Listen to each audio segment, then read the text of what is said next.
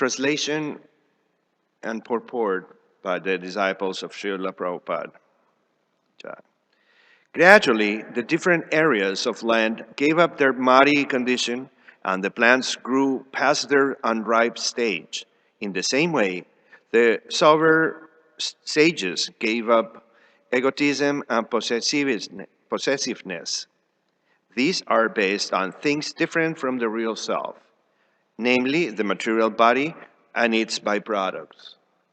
Purport. The word adishu in this verse indicates the byproducts of the body, such as children, home, and wealth. Om Agyantirmandasya Yananchana Salakaya Chakshuran Militam Yana Tasmai Sri Guruve Namaha Sri Chaitanya Namo Vistam Stapitam Yana Bhutale Swayam Pamakatamaya Tadati Swapadandika E Krishna Karuna Sindho Dina Bandhu Jagatpate Kopesa Gopika Kwanta Radha Namaste Tapta Kanchana Ki Radhe Davaneshwari Vrindavanu Sute Devi Pranamam Hari Priya Panchakalpataruyacha Kripa Sindhuvyacha Patitanam Pavanavyo Vaishnavavyo Namo Namah Sri Chaitanya Sri Krishna Chaitanya Prabhu Nityananda Sri Advaita Gadadhara Sivasadi Hare Krishna Krishna Krishna Hare Hare Hare Rama Rama Rama Hare Hare. Good morning, everyone.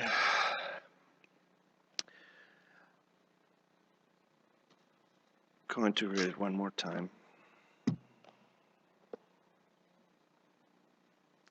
Gradually, the different areas of land gave up their muddy condition, and the plants grew past their unripe stage.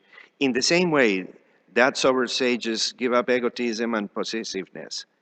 These are based on things different from the real self, namely the material body and its byproducts. This chapter has been presenting us an ideal life after the rain season came and the autumn grew. All the products that after the rain comes from the earth, from the soil, brought a lot of joy, brought a lot of wealth, and brought happiness to the people that was benefited by that. This verse is an analogy of the waters as a purifying element, the mountains as the sages and gurus and our disciplic succession, and the fruits of those elements all together are basically our spiritual and life in itself, both spiritual and material. And we cannot forget that all is because of God's grace, because of Krishna's mercy. We cannot forget that we're part of a world that is an organism in itself. It's alive. And we live or need to live in harmony with the earth and in harmony with the rest of the people and with ourselves. When we get egoistic, selfish, and start taking advantage of the whole situation, we're getting distant of our constitutional position. We're getting away from God, from Krishna. And that is not our constitutional position, as I said. In the Nectar of Instruction, The three first verses is teaching us that what to do when we are, the first one, when we dominate our senses and our desires and our mind. If we control our tongue, our genitals, our mind, we can make progress and help others to make progress in the spiritual life. The second one is presenting us how we need to avoid 6 characteristics that will take us away from our devotional service. Because the spiritual growth is based on our devotional service. It's not only controlling our senses and controlling our mind, but also being into activities that are favorable to Krishna. We're going to see later on, I'm going to read Srila Rupa Goswami, the Bhakti Rasa Amrita Sindhu, the chapter 1, verse 111, in which, and we're going to work a little bit on that, but yeah, we have to be really careful in our devotional service. What we do? How are we doing it? And who are we dedicating it to? And not only that, the level of commitment and sincerity when we're doing it.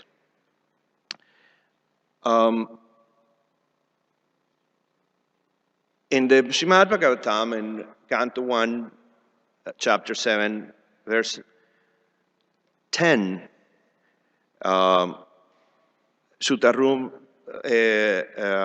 Sutta Goswami said, Sutta uvacha atmaramascha munayo nigranta api urukranem karvanti ahetukim bhaktim atim. I'm sorry, I'm not. Sutta uvacha atmaramacha munayo nirgranta api urukranem kurvanti ahetukim bhaktim itim hambuta guno harim. Sutta Goswami said, all different varieties of Atmaramas, those who take pleasure in the Atma or spirit self, especially those established on the path of self-realization, though free from all kinds of material bondage, desired to render unalloyed devotional service unto the personality of Godhead. We can have families. Last night I was speaking with somebody about family life and how we can establish a sound family life, a strong family life, a family that is based on rendering love for Krishna and devotional service, and not necessarily has to be a burden or a failure because we are dedicated to our kids, as the translation and the purport says, the byproducts of the body. No, byproducts sounds a little harsh. Children, home, and wealth. When we're just dedicated to that, just to get all that infrastructure together, forgetting where is that coming from? Not only from our labor, but from Krishna. When we do not understand that all those things belong to Krishna, regardless of the payment check that we get every month in order for us to have that infrastructure solid, that comes from Krishna. That comes from that has to be part of our gratitude. We have to be grateful with him because we're getting it. Sometimes things go in the wrong direction, but even though when that happens, it's not because of Krishna's fault. Things are not working. Probably Krishna is leaving us our hands empty because we're ready to receive something much bigger and more interesting. We have to find it out in our daily basis, trying to find it out through pure devotion and pure love and pure and sincere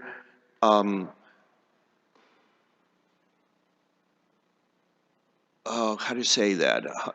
Pure surrender. When we surrender to the circumstances and we understand it's Krishna who is leading us into something bigger and much better. So also in the Bhakti Rasamrita Sindhu, Srila Rupa Goswami in his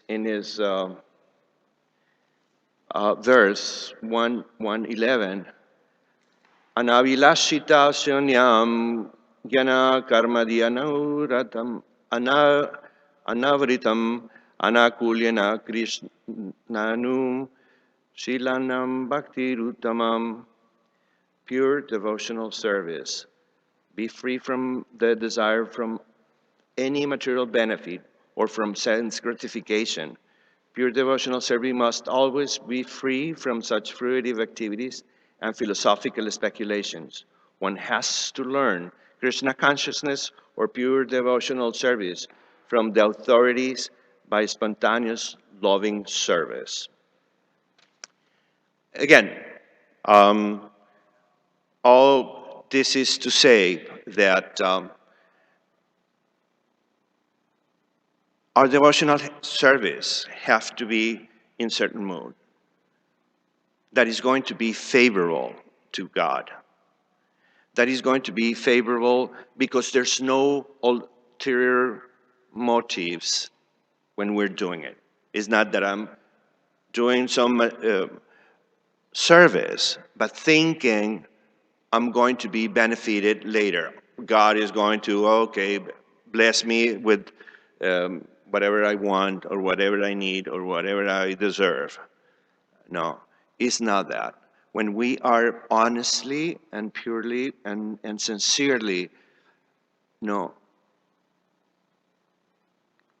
rendering our service in a way that is to please Krishna, to understand that our service, our actions are to please Krishna, is when he reacts. It's not that he's not reacting otherwise. It's that he will reciprocate in the proper way. I don't mean either that he's not, whatever he does is going to be improper. No, he's going to reciprocate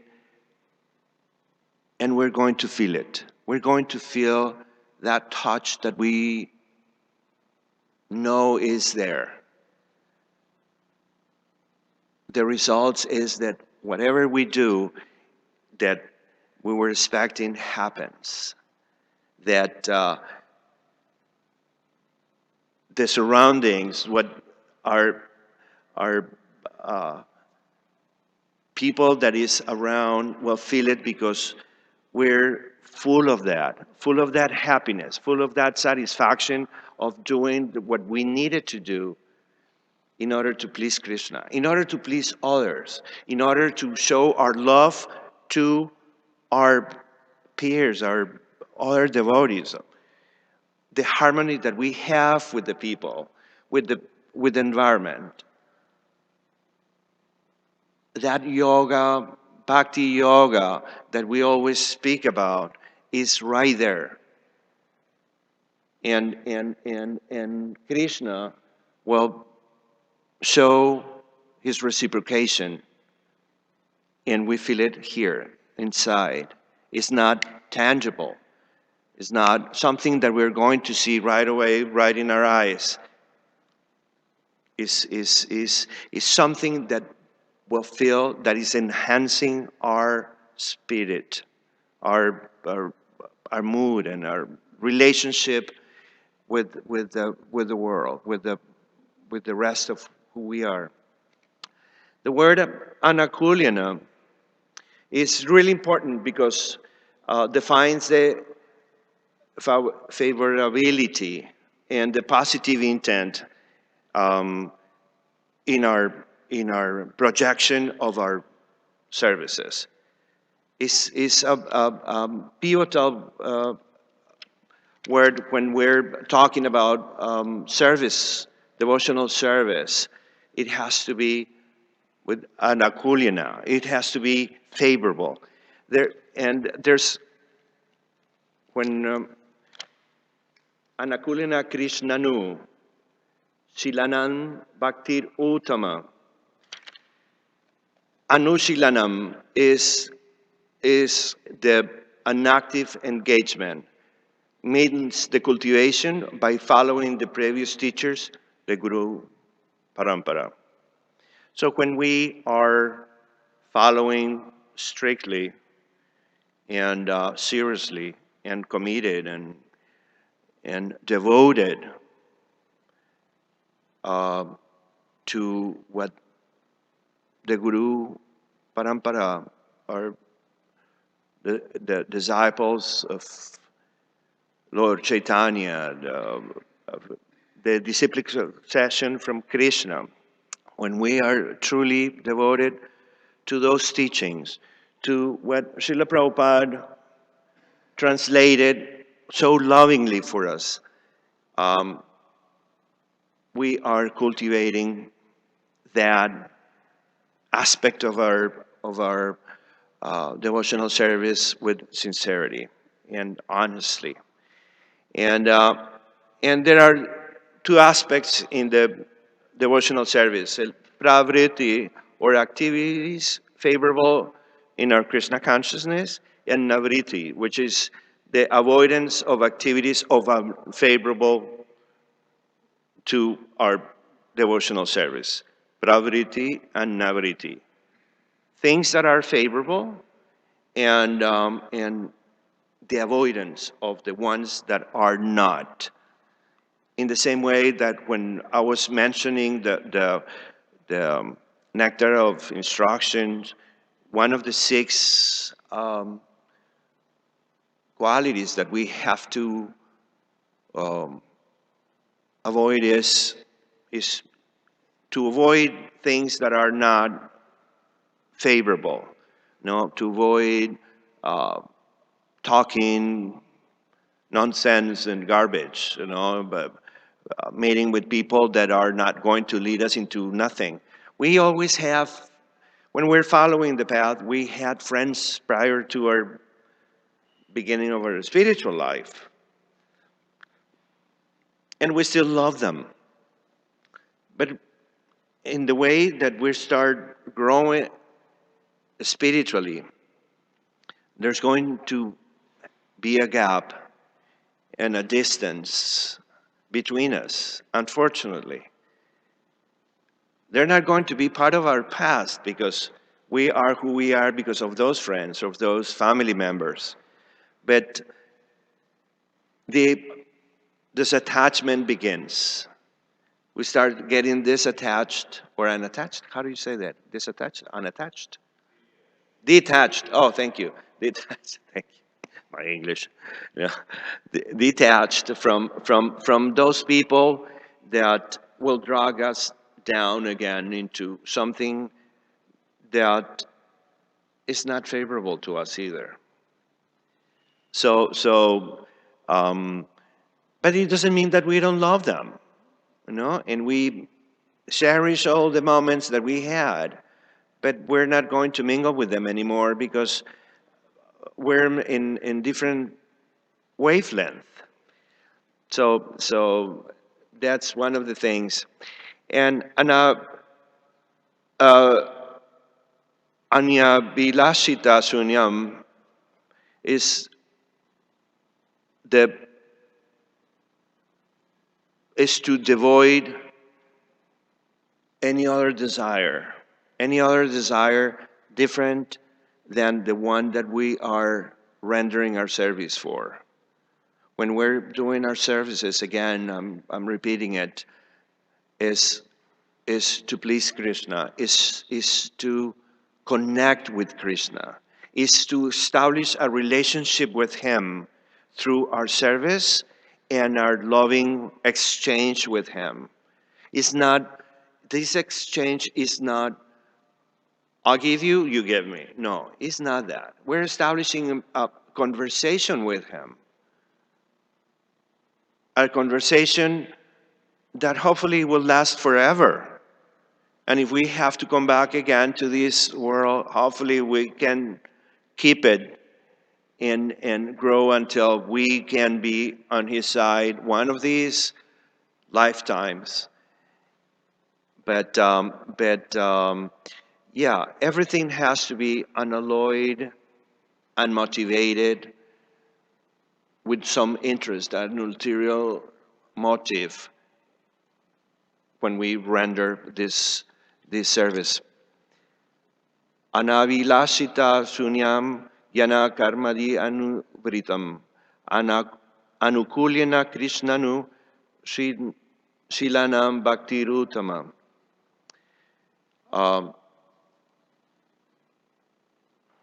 The most beautiful in my eyes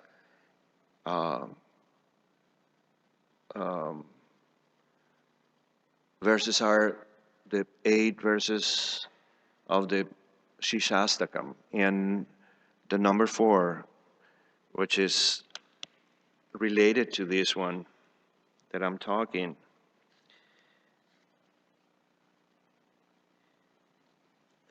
Refers to what I'm saying. Natanam najanam nasundarim kavitam vajagarisa kamaye mama janmani janmanishare bhavatad bhaktir ahetu kitvaye. So, yeah, I don't want any desires of wealth or beautiful women or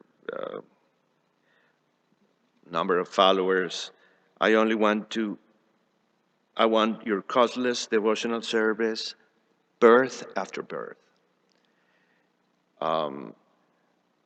It's the only thing that we have to, or we don't have to. The only thing we have to is to die. It's the only thing we do. We need to. We've been in this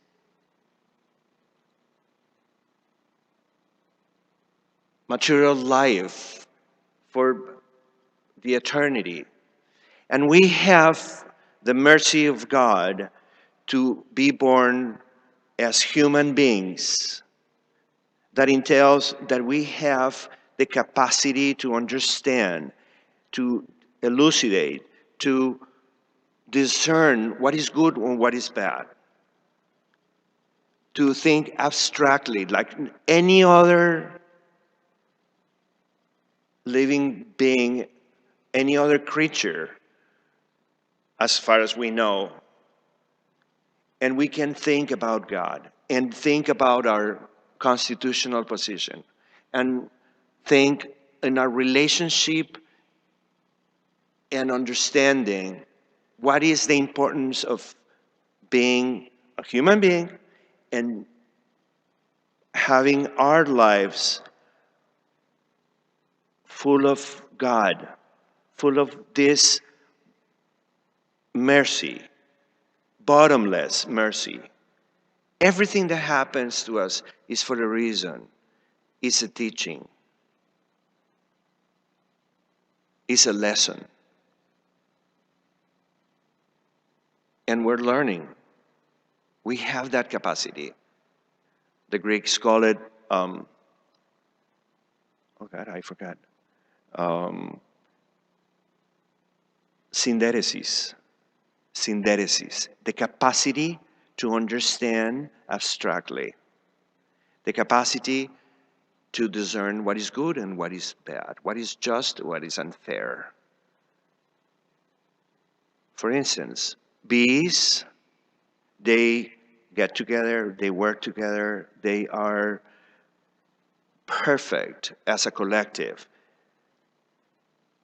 But they're not thinking, okay, we're manufacturing this honey, why don't we sell it to the humans and get some profit? No, they're not doing that. No, and other animals are helping in the chain of nature to grow and things, and they're not taking advantage of any other one. It's a living machine that is working perfectly, and we're destroying it. We're screwing it big time. We're still very far from God, but individually we can do it, and from ourselves, from our inner selves, we can start make a change. We can help that change. We can show the people that there are other ways and other thinkings that can help to improve our lives. That Srila Prabhupada and before him, many other sages and rishis and gurus and writers and philosophers and mystics did a marvelous job writing and thinking and meditating and contemplating the possibilities to get ourselves into a connection with God, collectively and internally. That's all what I have to say for now. Any questions, any comments, any?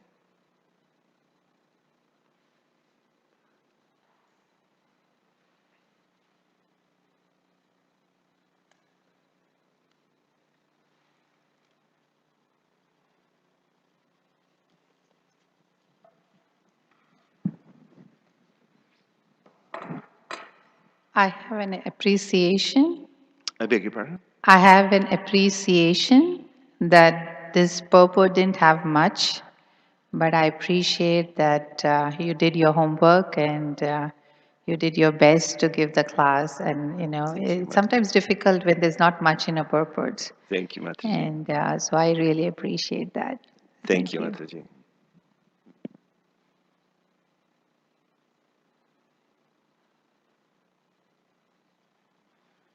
Women first. Thanks, Prabhu, for your class this morning. When we have an intention or a way that we want to serve, rather, but the intentions are mixed, how can we tell, or how can we identify what parts of those intentions are impure? And if they're mixed, how do we tell what's worth acting on or not? For example, I want to go to school to get a degree. I'm doing that right now. I've been going this semester. I want to get a degree so that I can use that in service, but also so that I can satisfy a bit of my mind. Build confidence in myself or whatnot. So it's mixed intentions, How do I move past those impurities that are there? How do I completely purify those intentions? Yeah, thank you for the question. Great question, because there's an opportunity to say that there's nothing impure in that. As long as you project your profession and your talent and your abilities, in order for you to offer it to Krishna, you're creating a relationship with him. The problem starts when you're starting thinking just on yourself. Arjuna and Krishna. Arjuna was conflicted because he said, I don't want to kill those guys. This is my family. These are my friends. I'm killing them. No, you got to do what you have to do. They're already dead. This is already written. This is already something that has to happen. Um, the first Bhagavad Gita I had was by a scholar called Juan Mascaró. This is a Spanish guy, a Catalonian scholar that lived in England. He was a professor on Vedic scriptures, and Bhakti he translated as talent in action, a talent in action to praise God. So whatever talent you have to exploit it. It's not that you have to leave it. We cannot separate it, our spiritual life from our material life. We have to make our material life sacred. We have to sacralize it. That's the way. In my very humble personal opinion. I don't know. Yes.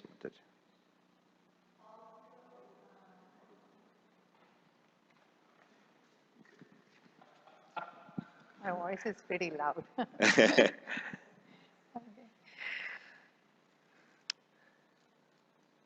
To Krishnaize the aspirations that we have, we definitely need higher guidance of somebody who is far more experienced and who is a well-wishing devotee and who knows what your strengths are and what your shortcomings are, and accordingly guide you through that. So, in that sense, it's a process, it's a journey. It takes many, many, many, many years.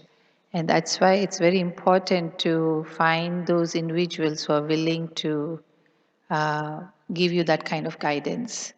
And one's heart should be open to that. We can read scriptures, we can hear as much as we want to, but the transformation of heart happens only when the mercy of a devotee like enters our heart. And our heart should be willing to receive that mercy because Krishna's mercy is always there, constantly flowing. But what's not always open is our heart. So we can pray to Krishna that let my heart and let my heart be open when you want to send that mercy into my heart.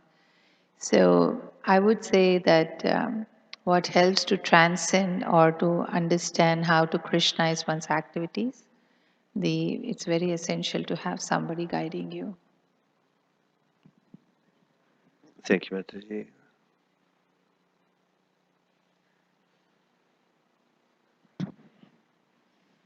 Hare Krishna, Prabhu. Thank you for your class. We were talking about favorable association Mm-hmm. and unfavorable association.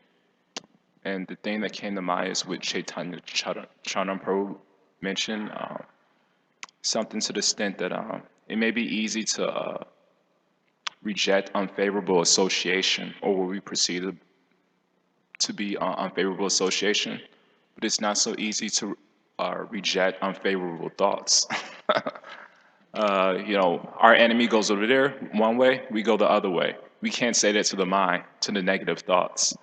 And we see this with Hiranyakashipu. As soon as Hiranyakashipu considered Vishnu bad association, but as soon as Prahlad glorified his name, even though he was physically separated from Vishnu, he was miserable because he wasn't mentally separated. So what is the use of being physically separated? And so my question is that a lot of times what we perceive to be bad association may be actually good, because if everyone is, generally speaking, I would say, I'll speak for myself, but I think we all agree with this, like you were mentioning. Bad associations, people who try to drag us down. And good associations, people who try to lift us up. But I would say I think we need all of it, because we see that you actually can't test your forgiveness, your humility, your compassion if people are always uplifting you or puffing you up. I agree. Everything you say is so wonderful, Yeah. Prabhu. Yeah. We actually get an opportunity to test whether we actually, like we may say, I've mastered math and science. but then the teacher says, "Let me give you a test." Yeah. So Christian, we see all these. So actually, so my question is that maybe you could explain maybe we wire in our brain. I think it's all good. I think we need both. Sometimes we need good association to get us out of our depression.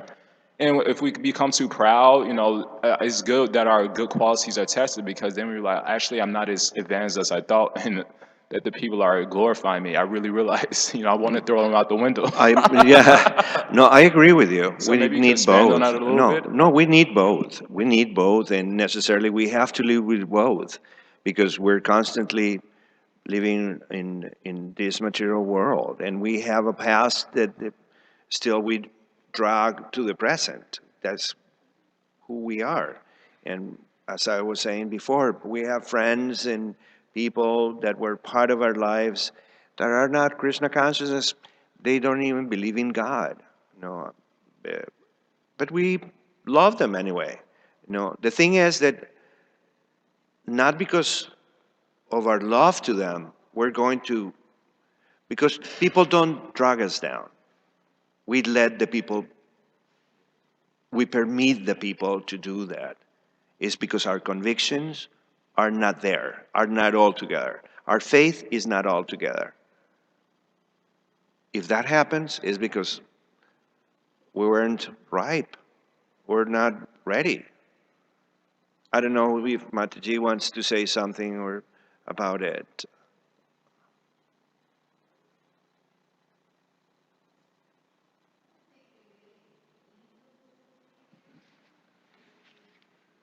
I agree with you that we all have relatives and friends who are not Krishna Yeah, conscious, but maybe I would say it's not a need that we have to have that association. If yeah, our heart is open, even devotees can give you very straightforward feedback.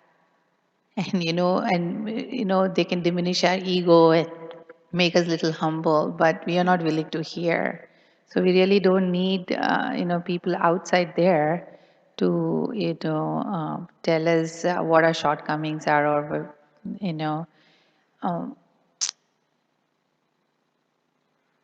we have to be very careful. Like in the beginning, it said that it's better not to associate with when one's faith is not very strong. In the beginning means I'm talking about faith because one can be in the process for like 30, 40 years and still faith may not be very strong. yeah, When one's faith is very fragile and very delicate, it's rather not take such active association of those who are out there because it will only weaken your faith.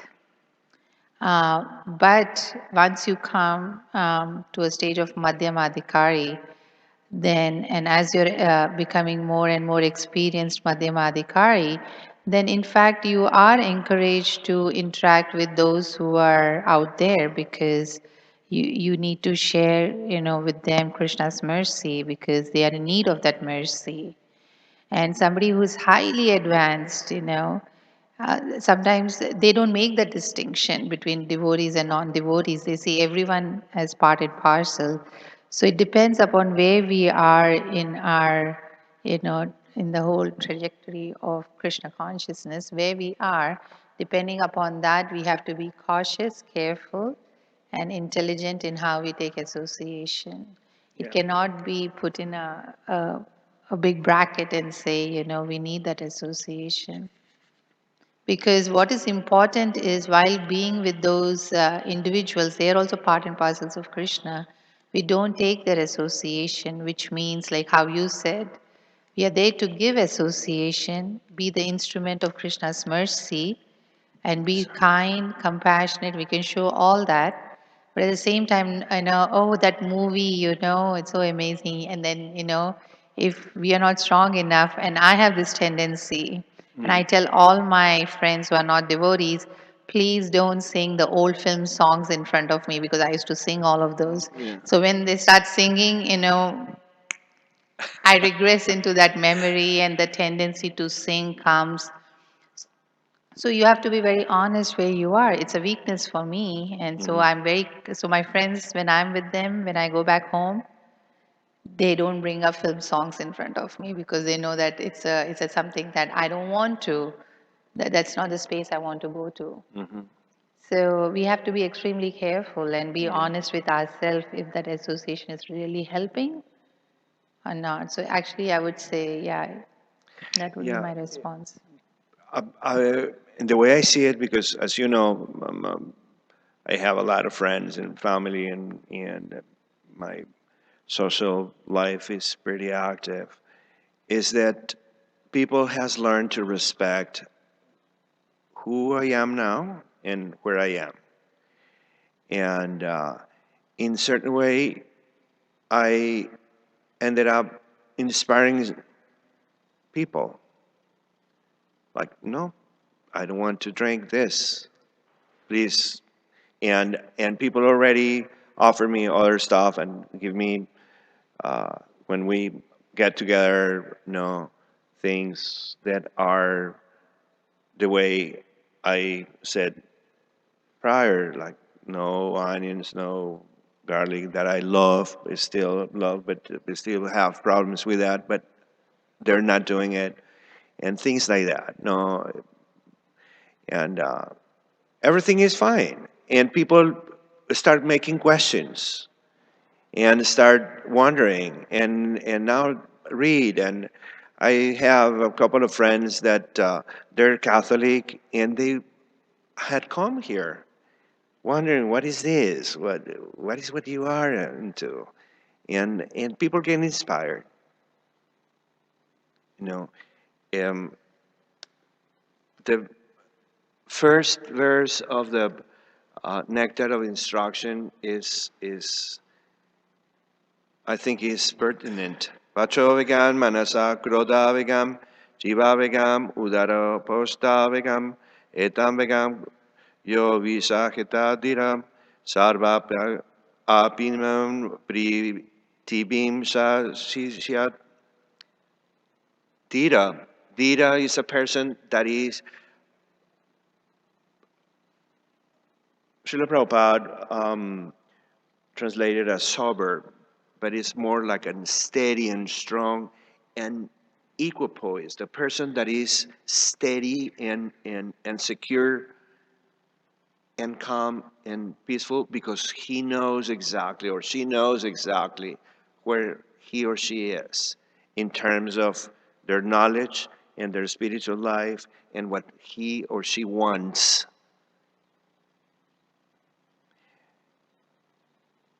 The translation is a sober person who can tolerate the urge to speak the mind's demands, the actions of anger, and the urges of the tongue, belly, and genitals is qualified to make disciples all over the world.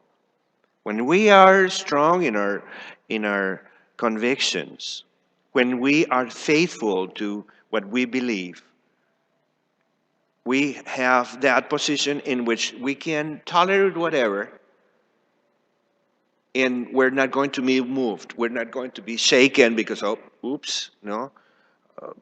What this guy said sound interesting or nothing. No, when we are convinced, nothing is going to happen. When we are offered something that is not going to or is going to create some kind of conflict with ourselves, we can reject it. We're not attached to those things anymore. We aren't attached to the past in that sense. So that is why I think this text one in the Nectar of Instruction is really important to understand that if we are solid in our convictions, nothing will move us.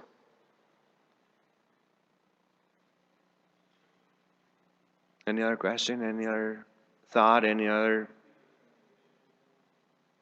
Yes, I can do that.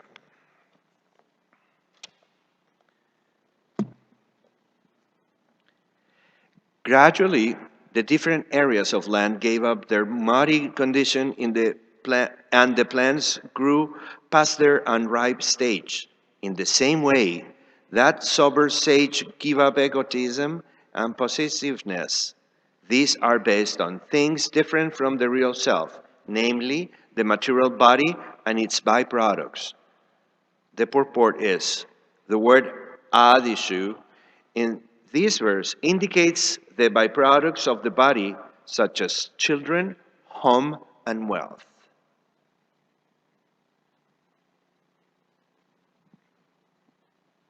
Yes.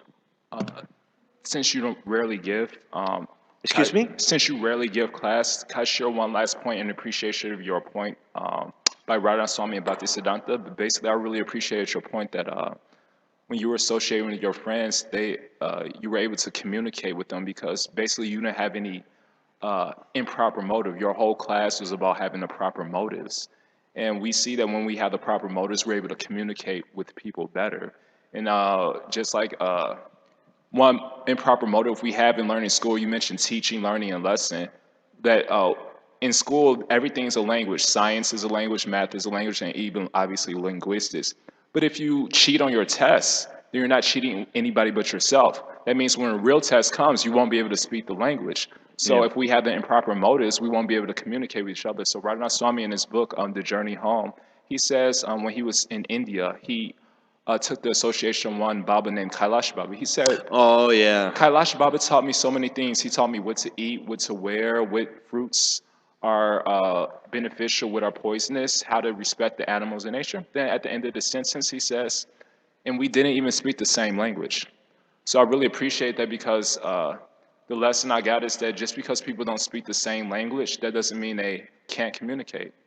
And if you take the flip side of that, just because people do speak the same language, that doesn't mean they can't communicate.